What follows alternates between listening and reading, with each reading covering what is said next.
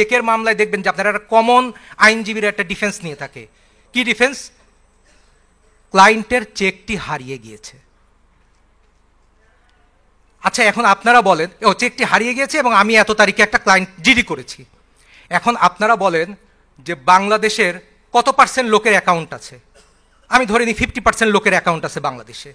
Okay fine, তাহলে ধরেন মনে করেন 10 কোটি লোকের অ্যাকাউন্ট আছে। এর ভিতরে চেক বই কতজনের আছে? আমি ধরে নিলাম 5 কোটি লোকের চেক বই আছে। এর ভিতরে কতজন লোক চেকে স্বাক্ষর করে টাকার অঙ্ক না লিখে পকেটে নিয়ে ঘুরে বেড়ায়? 1 লাখে 1 জনও পাবেন কিনা সন্দেহ। এবং সেই চেক হারিয়ে যায়, এবং সেই চেক পৃথিবীতে 700 কোটি মানুষের ভিতরে সেই ব্যক্তি পায় যার সাথে আপনার শত্রুতা আছে।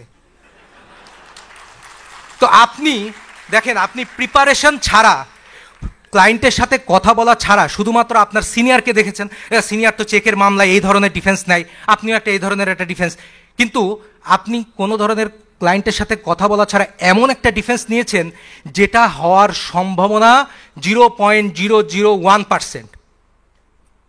প্রথমেই কিন্তু আপনি আপনার ডিফেন্সেই কিন্তু আপনি গরমিল করে ফেললেন। আপনাকে মনে রাখতে হবে, ডিফেন্স হইতে হবে truth or very nearest to the truth, সত্য অথবা সত্যের কাছাকাছি। এবং এই জায়গায় পৌঁছাতে হলে আপনাকে অবশ্যই আপনার ক্লায়েন্টের সাথে বারবার কথা বলতে হবে।